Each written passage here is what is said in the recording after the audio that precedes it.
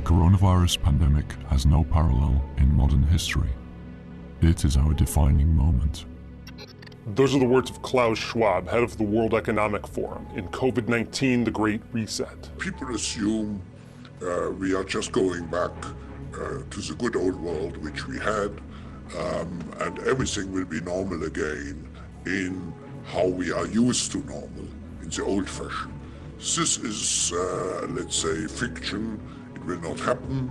At the latest World Economic Forum meeting in Davos, Schwab set the tone for the conference with his glowing introduction of the opening speaker. We now welcome His Excellency Xi Jinping, President of the People's Republic of China. Xi laid out his vision of a coordinated global economy. Major economies should see the world as one community and coordinate the objectives, intensity, and pace of fiscal and monetary policies. This ideal of a united globe with a coordinated economy managed by experts captures Schwab's vision of the post-COVID world. We have to redefine our social contract. These grand proclamations, the ominous book title, and Schwab's odd personal style have led many people to speculate that the Great Reset is part of a conspiracy of global financial elites and politicians to depopulate the planet so they can more easily institute one world government, or even that COVID was engineered to that end. Remember, the stated goal by these people, billionaire transhumanist elites, the globalists that all get together every year, is depopulation of the planet, a transhumanist revolution to make people chronically sick, that results in the death of the vast majority of the world population, and out of that cataclysm, a new super race. I don't buy it. Imagine the amount of coordination and airtight secrecy needed for these kinds of far-reaching conspiracies of global domination to succeed. They'd be exposed and fall apart, especially in the age of the internet. Instead of spinning our wheels, searching for a secret agenda, let's just look at the one that's right out in the open. I think we are moving from short-term to long-term, from shareholder capitalism to stakeholder capitalism. What China, the World Economic Forum, and Massachusetts Senator Elizabeth Warren have in common is that they favor so-called stakeholder capitalism, which is a euphemism for making companies answer first to special interests. They want to reorganize corporate boards to include representatives from labor, environmental, and social justice groups.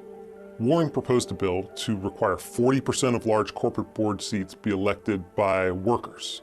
In China, the state simply owns or controls a majority stake in most of the country's largest firms. The World Economic Forum and many state leaders believe global coordination and global governance is essential to manage global problems, climate change, international financial instability, and future pandemics.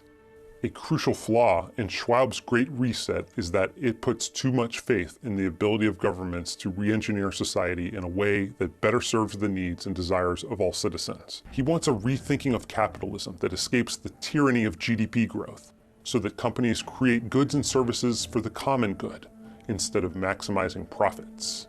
The phrase common good points to his fundamental misunderstanding of capitalism, which is nothing new. Central planners were using this idea to maximize their own power at the expense of individual freedom back in the 1940s, when Nobel Prize-winning economist F.A. Hayek wrote The Road to Serfdom, which would go on to sell over 2 million copies. The welfare and happiness of millions cannot be measured on a single scale of less and more, Hayek writes, and depends on a great many things that can be provided in an infinite variety of combinations. Every single one of the billions of people who populate this planet have unique goals and desires that are impossible to reduce to a unified whole, whether that's GDP or whatever supposedly holistic metric the WEF wants to replace it with. Profits are a signal to entrepreneurs that they are satisfying the disparate needs of their customers. One of the great lessons of the past 5 centuries in Europe and America is this: acute crises contribute to boosting the power of the state. It's always been the case, and there is no reason why it should be different with the COVID-19 pandemic. Schwab is right that the war is the health of the state, as the writer Randolph Bourne once put it. And the government's response to COVID has been similar to military conflict in terms of the cost and the chaos it's engendered. World Wars I and II and the Great Depression ushered in a powerful modern welfare and warfare state that irreversibly altered America and the world. But I'm more optimistic this time. thanks in large part to the power of technology to provide everyday citizens with an exit. Instead of the Great Reset, in which sclerotic 20th century institutions accumulate even more power, I think we're entering the Great Escape. This is possible because technological progress is outpacing the ability of the state to control and regulate it. Governments will have no choice but to abandon their efforts to construct physical and metaphorical walls. Technology can be designed to facilitate decentralization, in which the flow of money and information can't be controlled.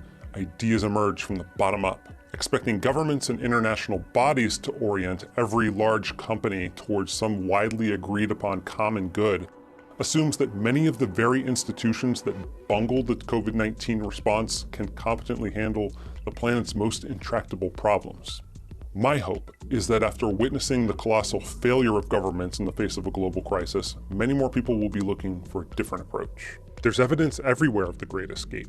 The US population shift away from expensive, restrictive, and poorly governed states and cities, spurred on by the rise of remote work, the exodus from government-run schools, the growing use of cryptocurrency, the popularity of encrypted private communication platforms, and the expanding reach of independent voices in our increasingly decentralized media. Hayek called central planning the fatal conceit, writing that the curious task of economics is to demonstrate to men how little they really know about what they imagine they can design.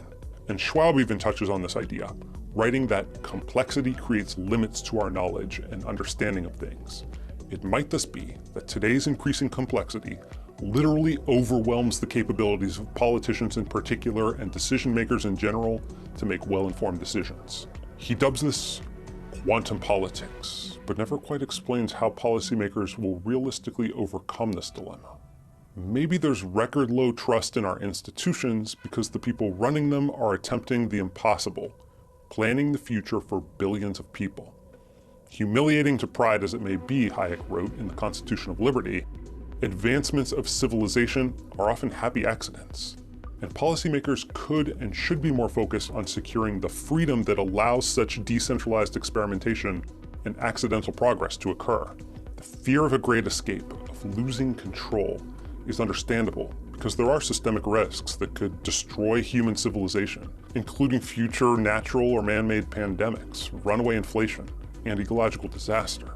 Small boats may not survive a storm, but a giant ship is strong enough to brave a storm. But if we're all stuck in the same large ship, in the same storm, we're all going down with it when the winds finally get bad enough.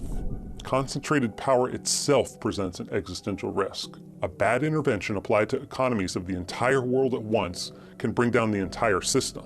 But the distributed power and humble trial and error of markets and decentralized governance brings progress in fits and starts with less risk of total ruin. What Schwab, Xi, and central planners around the world miss is that when securing the rights of the individual comes first, the rest tends to follow. The Great Escape from the 20th century is underway, and there might be nothing they can do to stop it. The question is, do they make getting there easy, or does it happen the hard way?